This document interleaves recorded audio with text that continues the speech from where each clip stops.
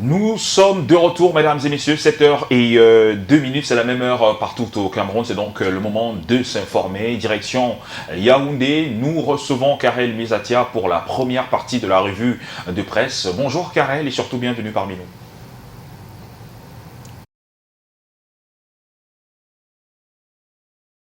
Bonjour Fidjil, bonjour Patricia, madame, messieurs, bonjour. Merci d'être des nôtres. C'est avec beaucoup de plaisir que je vous retrouve ce jeudi matin pour la 4e sortie de la semaine. La lecture transversale des journaux en direct des studios de la cité capitale démarre ce matin avec Cameroun Tribune. Au menu du quotidien gouvernemental, eau, énergie, retransmission de la Cannes, le journal de Marie-Claire Nana qui évoque tous ces aspects ce matin, précise que le Premier ministre, le chef du gouvernement, veut en sans faute. Le journal nous fait savoir que président hier, la 30e session du Comité national de préparation de la Cannes Total Énergie 2021 qui se jouera en 2022, le Premier ministre, chef du gouvernement, a instruit au ministre concerné de tout mettre en œuvre pour le règlement de l'approvisionnement en électricité des sites de Limbé et Bafoussam en ce qui concerne l'acquisition des derniers équipements nécessaires pour une retransmission du signal de la compétition. Joseph Dion-Goutier veut également voir des résultats. C'est l'un des plats de résistance du quotidien gouvernemental dans sa parution de ce jeudi matin. Les détails à retrouver en page 3. Le quotidien gouvernemental nous amène en outre dans le Mbamekim, précisément à Yoko, où les femmes du cercle des amis du Cameroun viennent une fois de plus de faire montre de leur élan de cœur et de générosité. Les populations ont non seulement reçu du matériel d'hygiène et salubrité, des denrées alimentaires, du matériel agricole, entre autres, mais elles ont également, ces populations-là, mais elles ont aussi et surtout vu leur hôpital de district entièrement équipé par ces dames au grand cœur, sous l'impulsion naturellement de la présidente fondatrice Chantal Biya, première dame du Cameroun. L'élan de générosité des femmes du cercle des amis du Cameroun a touché principalement les femmes et associations des jeunes de Yoko, nous dit donc le journal de la rue de l'aéroport. Les détails sur cette information à retrouver en page 15 de Cameroun Tribune de ce jeudi. Réalité Plus aussi fait la part belle à l'acte de générosité des dames du CERAC du côté de Yoko. Un geste qui n'a bien évidemment pas laissé indifférent les bénéficiaires, nous dit le journal. Les femmes rurales étaient totalement dans la joie. Selon le journal de Paul Ngware Kinji, la représentante de la présidente fondatrice pour cette occasion heureuse, René Félicité Betty Assomo, est donc allé remettre au directeur de l'hôpital de district de Yoko un important lot de matériel soignant et une cargaison d'équipements agricoles aux femmes rurales du Mbam et Kim, un soutien historique du CERAC, nous dit le journal Réalité Plus, qui ajoute par la suite que l'épouse du chef de l'État, Chantal Biya, initiatrice donc de cette action à travers l'association caritative CERAC par elle fondée, est applaudie à Yoko. Les détails à retrouver de la page 2 à la page 5 du quotidien Réalité Plus, parution de ce jeudi matin. Réalité Plus nous amène également dans la Sanaga maritime ce jeudi où l'UIDA a mobilisé des forces vives pour condamner les vandales, c'est entre guillemets, de Genève et donc soutenir le président de la République, Paul Biya. Les fils et filles de cette partie du pays, à en croire le journal, sont sortis en masse le 31 juillet dernier à Idéa pour dénoncer la barbarie d'un groupe de Camerounais qui ont donc tenté de troubler le séjour du couple présidentiel à Genève. Occasion pour le fils du coin de demander donc à toute la Sanaga maritime de rester soudée derrière le bâtisseur Paul Biya et lutter contre les messages haineux qui contribuent à semer la tension et la division dans certaines parties du pays aujourd'hui encore. Parlons éducation à présent, précisément de l'après-baccalauréat avec le quotidien Émergence. Le journal de Magnus Biaga s'intéresse précisément à la ruée des candidats de cet examen, des candidats heureux de cet examen officiel-là vers les grandes écoles. Les groupes de préparation foisonnent, précise le journal. Ils sont nombreux ces jeunes-là qui aspirent à tenter leur chance dans les concours d'entrée dans les grandes écoles du Cameroun. Eh bien, pour se mettre à niveau, ils ont justement sollicité l'accompagnement des groupes de prépa à concours. Les détails sur cette actualité liée à l'éducation à retrouver en page 5 du quotidien Émergence. En nécrologie, le journal Émergence rend un ultime hommage à Nkoti François, l'un des monuments de la musique camerounaise, donc qui s'en est allé. Il a déposé son micro. L'ex-leader de Black Steel, acteur économique, culturel et politique du Cameroun, a donc rendu l'âme ce 4 août 2021 des suites de maladie du côté de Douala. Le promoteur culturel Nkoti François, créateur du concours Music Star, a donc quitté la scène. Il était également acteur économique avec la foire musicale, artistique, industrielle et commerciale Fomaric, dont il était donc le patron depuis une vingtaine d'années.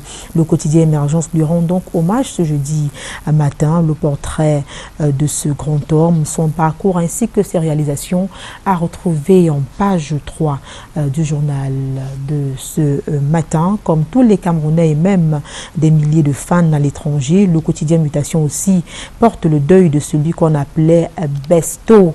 Donc le quotidien Mutation de Georges Alain Boyomo se souvient des accomplissements de l'un des patriarches du Makossa, leader des Black Steel, comme on l'a mentionné tout à l'heure. Nkoti François a marqué l'histoire musicale du Cameroun avec une dizaine d'albums et plus de 150 chansons.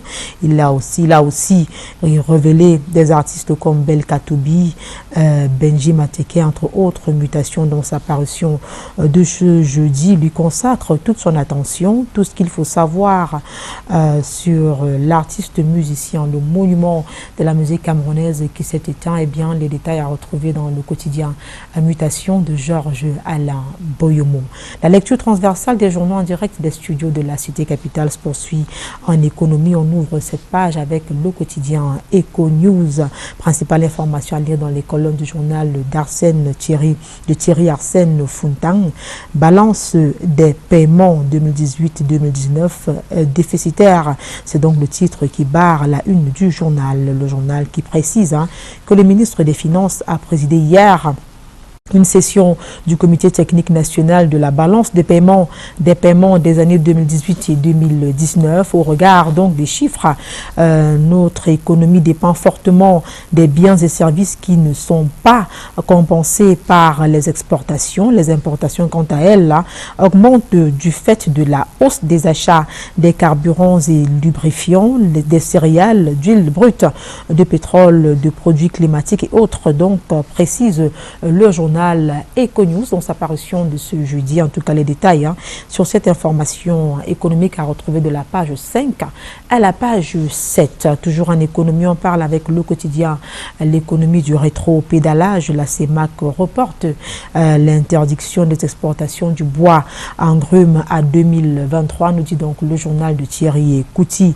Il est question, selon nos confrères, pour la communauté économique et monétaire de l'Afrique centrale de maturer au préalable le projet dont l'effectivité était prévue pour janvier 2022. Les détails sur cette information à retrouver en page 3 dans le quotidien L'économie, dans sa parution de ce jeudi matin. Nous avons également reçu The Guardian Post aujourd'hui. Le journal d'expression anglaise de Christian Nga nous fait savoir que l'axe Bamenda-Manfé jusqu'à la localité des Coques, frontalière avec le Nigeria, entre dans la 4e semaine avec le mouvement de véhicules et engins roulant à 2 roues paralysés, toutes choses qui plombent naturellement les activités de ce côté-là. Donc les détails à découvrir tout simplement dans les colonnes du journal The Guardian Post. La suite, c'est avec l'équation. Le journal d'analyse, d'enquête et de débat nous informe que le Cameroun est dans l'orientation stratégique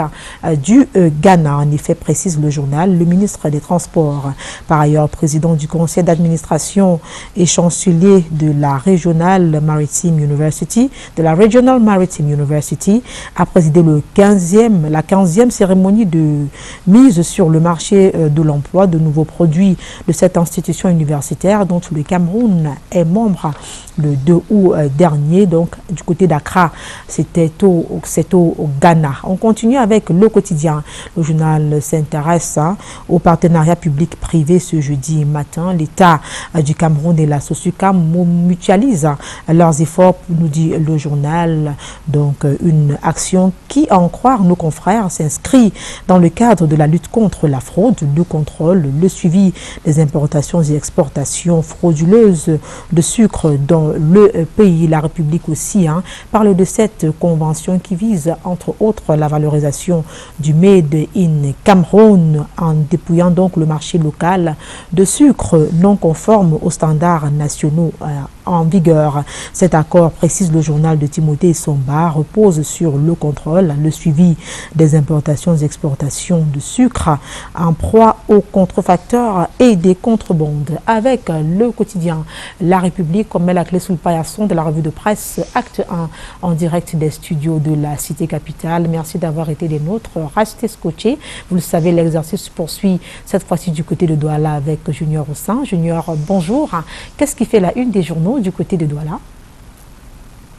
Karel Mezatia passé une très belle journée du jeudi des filles, pour ne pas dire jeudi soirée des filles. En tout cas, ce qui fait l'actualité du côté de Douala, c'est bien sûr l'actualité autour de la mort de l'artiste Koti François. Et ce matin, la Nouvelle Expression en kiosque s'intéresse donc à l'artiste Koti François. L'ex-leader des Black Steel a donc rendu l'âme hier, 4 août 2021. Nous rappelle le journal La Nouvelle Expression qui est en kiosque ce matin. L'artiste est donc mort des suites de maladie à Douala. Il s'en va alors qu'il venait justement de célébrer ses 50 ans de succès dans la musique. Toute une revue de ces derniers passages dont La Nouvelle Expression a découvert en page 6 et 7 du journal. Et le même journal nous rappelle que la musique camerounaise est donc en deuil. Elle vient de perdre l'un de ses talentueux et prolifiques artistes en la personne de Koti François. On se souvient qu'en mars dernier, précise le journal, il fêtait ses 50 ans de carrière musicale. Il en avait profité pour publier un livre autobiographique qui retrace sa longue et riche carrière musicale. Koti François, alias Destopel, était l'un des patriarches du Makossa camerounais, leader des Black Steel, rappelle La Nouvelle Expression ce matin, l'un des plus grands groupes du Makossa. Koti François a marqué ainsi l'histoire musicale du Cameroun avec une dizaine d'albums et plus de 150 chansons. Il a aussi révélé des artistes comme Ongen Ekwala, de Regretter Mémoire, Belka Tobis, Bendi Mateke ou encore l'artiste Longuet. Et La Nouvelle Expression en kiosque ce matin s'intéresse également à l'actualité autour de la Sonara et bien sûr de ce procès étranglé 2 ans déjà après l'ouverture de la première audience devant le collège des juges du TCS. La procédure traîne encore le pas, nous rappelle le journal ce matin. Et bien sûr, le journal La Nouvelle Expression précise que Charles Metouk, ancien directeur général de la Sonara, est accusé principal dans cette cause. Abattu, n'en revenait pas. Il est placé sous mandat de dépôt provisoire depuis le 14 juillet 2017 à la prison centrale de Yaoundé. Le justiciable camerounais pourrait se poser la question à tort ou à raison, à savoir si la Cour suprême est devenue un cimetière de dossiers en pourvoir.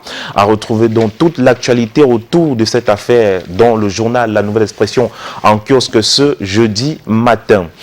Et bien sûr, La Nouvelle Expression s'intéresse également à cette bavure militaire, celle menée par un gendarme qui a été interpellé, le nommé Okala, qui a été déféré à la prison centrale de Douala. Il est accusé d'avoir battu à mort et un gardé à vue. C'est à retrouver à la page 3 du journal La Nouvelle Expression de ce jeudi matin.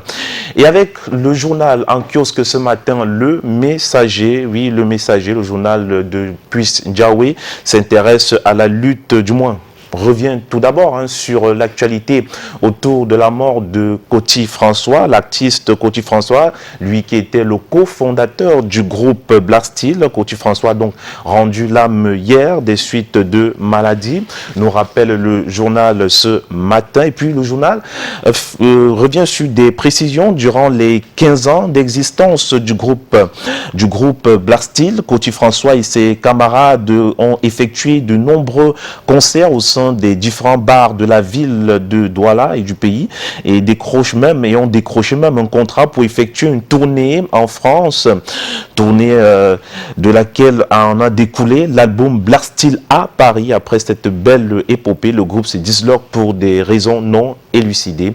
Il faut dire que Coty François, né le 15 février 1951, dans une maternité de Bonasama Souza, Desto, a été maire de Bonaleya, département du Mungo, région du littoral, pendant 11 ans, avec à la clé un bilan plutôt élogieux, souligne le Messager ce matin. Et à la une principale du Messager ce matin, on revient autour de la lutte anti-Covid-19 et ce procès autour du médicament Colbetara. Le journal nous apprend que le professeur Aimé Boni émet des doutes quant à l'homologation au Nigeria de ce produit qui dit n'avoir aucune preuve lisible de son efficacité. Et ce qui est bien relevé dans le journal Le Messager ce matin, c'est que le professeur, il est intrigué de cette mauvaise façon que beaucoup de nos chercheurs africains ont à vouloir imposer dogmatiquement leur vérité. Il est donc allé à la source de l'information, précise le journal Le Messager. Premièrement, le professeur a interrogé un éminent professeur de médecine au centre hospitalier Bayero State University de Kano. Il n'est pas au courant de cette homologation, nous précise le journal. Et bien sûr, ce professeur n'a jamais entendu parler du Colbetara. Ce dernier a interrogé, le professeur Aimé Boni a donc interrogé les collègues chargés de la riposte anti-Covid au sein de son hôpital, de l'hôpital universitaire de ce côté-là. Donc, jamais entendu parler du Colbetara. Le dit professeur a interrogé les membres du Nigeria Talk. Personne n'y est au courant de la dite homologation querellée. Jamais entendu parler de la décortion de la force de nos ancêtres.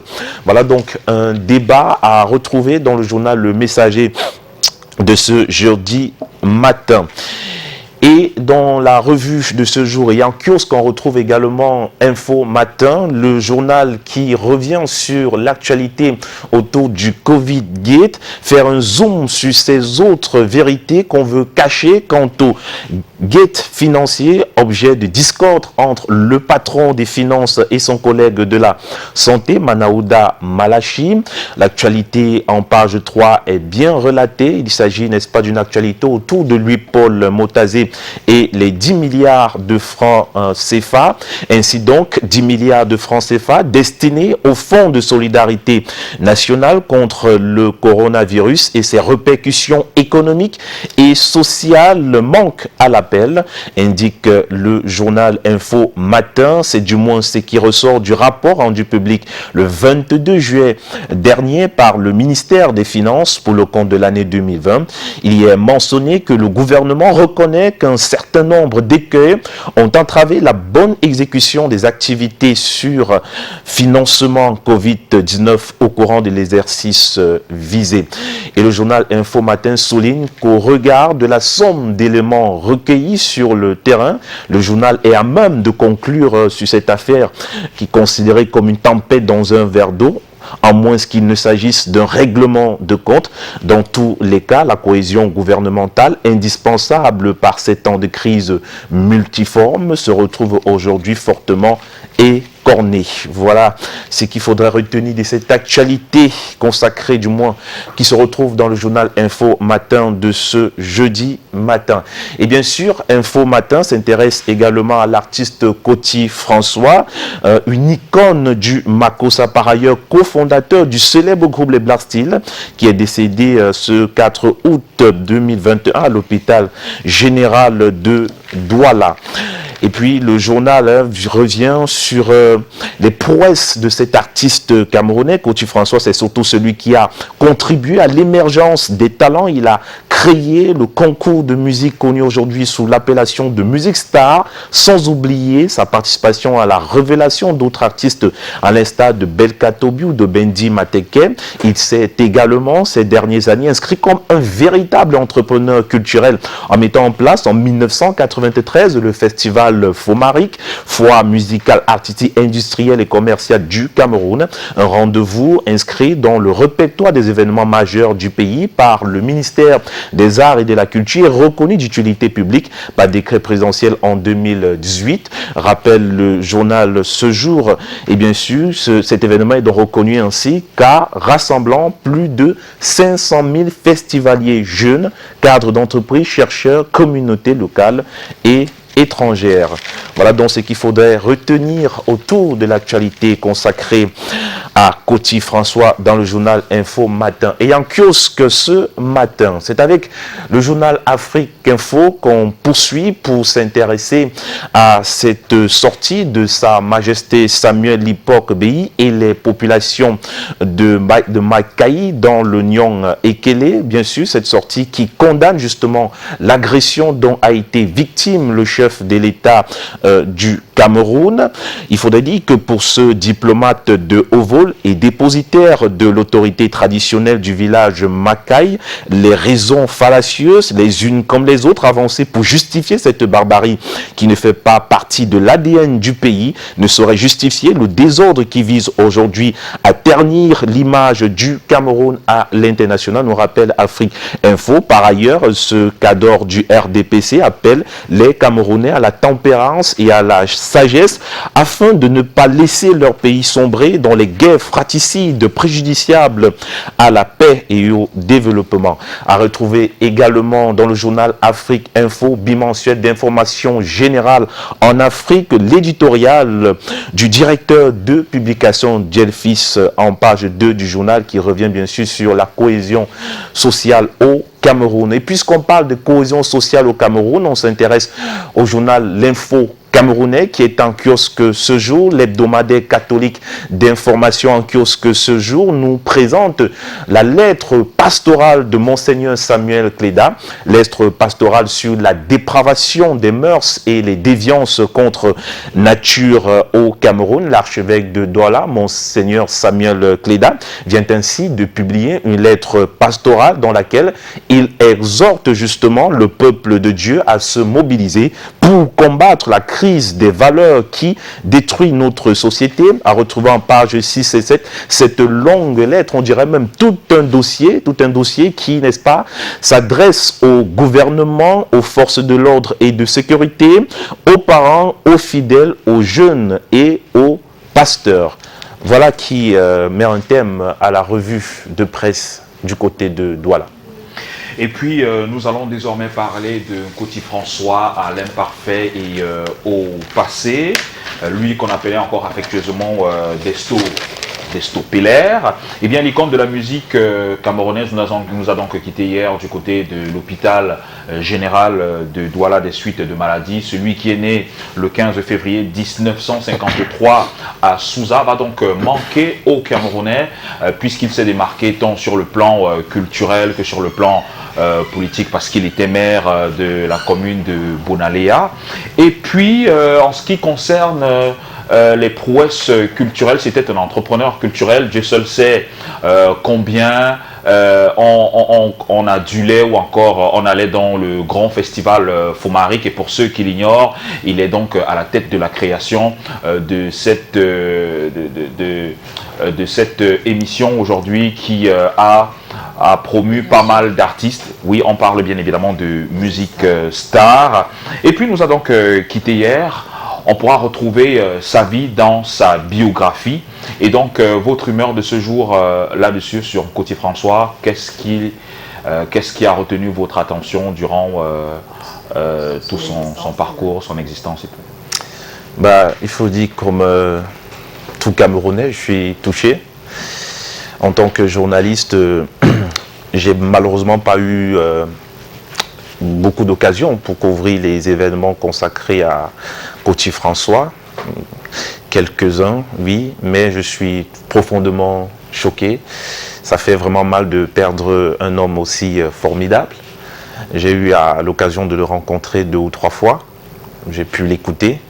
Et voilà, on vient de perdre une véritable icône de la musique camerounaise. Je crois qu'il faudrait prier pour qu'il ne soit pas, pour que l'on ne puisse jamais l'oublier en fait. Est-ce qu'on pourrait évoquer votre point, par exemple, l'héritage littéraire de l'artiste? Oui. Évoquer un tout autre domaine. Oui, en tout cas, je suis heureux que vous abordez la question de l'héritage littéraire de l'artiste Koti François, parce qu'effectivement, Koti François, tout d'abord, il n'y a pas beaucoup d'ouvrages autour des icônes de la musique camerounaise, à part l'ouvrage du docteur Arroquet qui a travaillé sur la musique camerounaise, un livre intitulé Les icônes de la musique camerounaise, un livre qui traite du début des années 60 à la fin des années 80, donc qui se consacre à la musique et présente les acteurs qui ont fait la musique à partir des années 60 jusqu'aux années 80. Et quand on sait que c'est à partir de 1970 que Koti François s'est véritablement révélé au monde entier, grâce au groupe Black Steel, après les années 1970. Donc, dans ce livre-là, vous pouvez quand même trouver pas mal d'informations autour de l'artiste Koti François.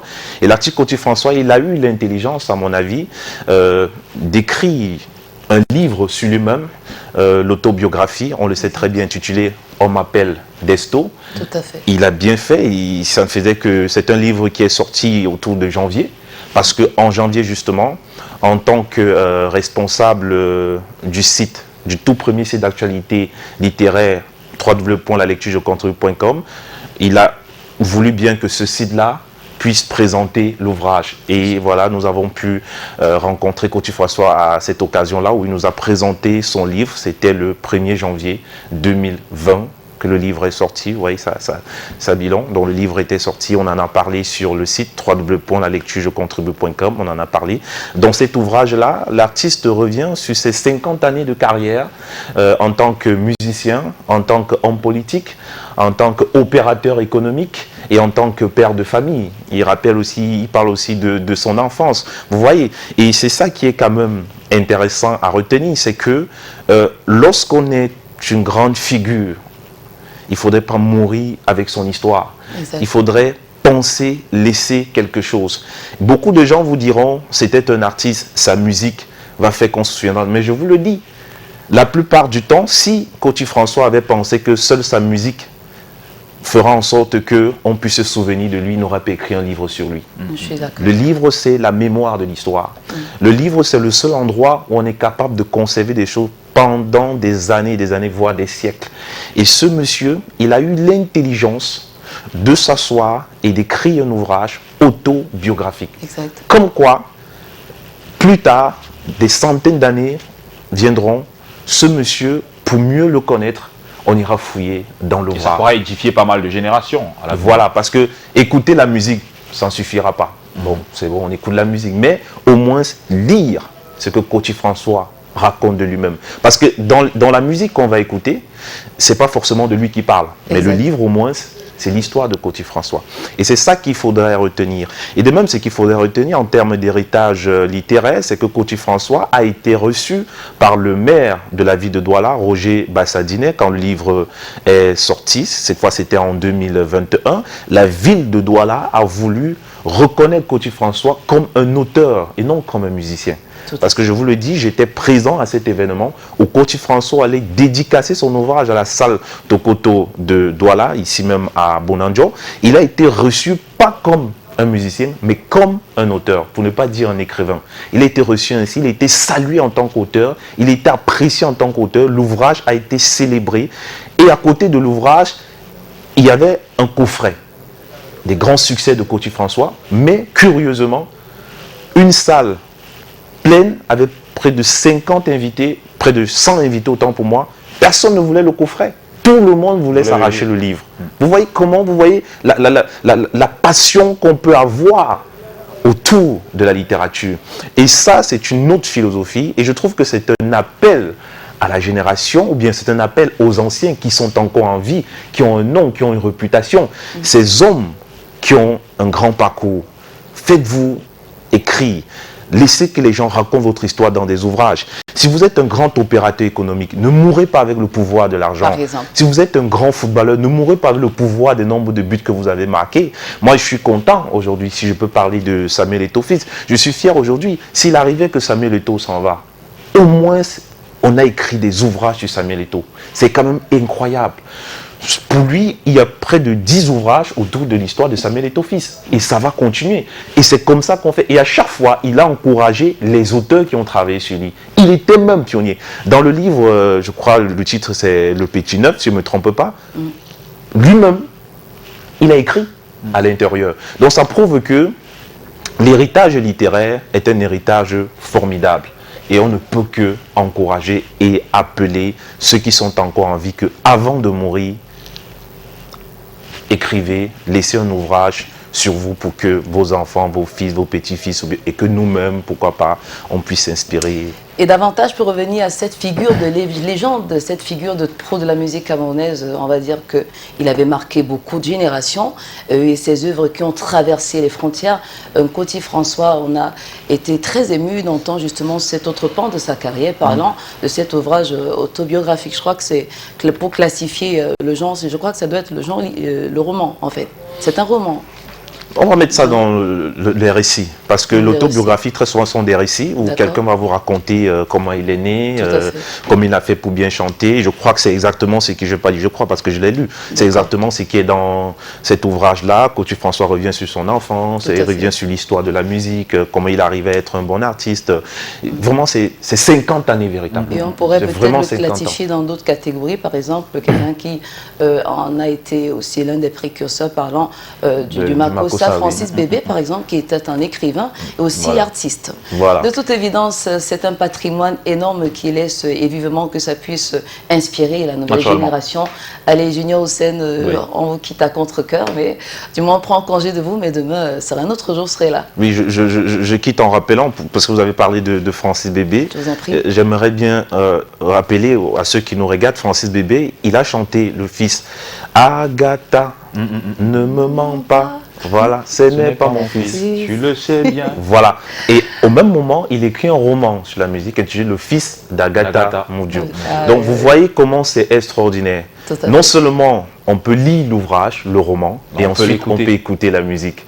Et c'est incroyable, ça c'est beau. Je me dis, saluons la littérature, saluons les livres, saluons les écrivains. Je profite de cet espace pour remercier les acteurs du livre au Cameroun. Travailler, continuer, ça ne sera pas facile. Moi, je me bats pour que le chef de l'État finance correctement ce secteur. Je vais vraiment me battre. Là, c'est l'âme de l'écrivain. Merci, Mignon. Oui, justement. À demain. Merci en tout cas. Et puis, que ce soit rentré dans de bonnes oreilles. Naturellement. Et puis, nous adressons encore nos condoléances à la grande famille, qu'elle soit politique ou encore culturelle et artistique, de Coty François et même sa famille biologique. On sait combien cette famille est déchirée aujourd'hui de l'absence ou encore du départ de Coty François. De toute façon, mesdames et messieurs, vous pouvez aller donc là dans les différents kiosques pour vous abreuver à la bonne source, aller acheter les journaux, question d'avoir toute la quintessence de l'actualité. À suivre dans ce programme, mesdames et messieurs, les différentes dates qui ont marqué l'histoire du monde. Nous sommes le 5 août 2021. On se retrouve dans 5 minutes. À tout de suite.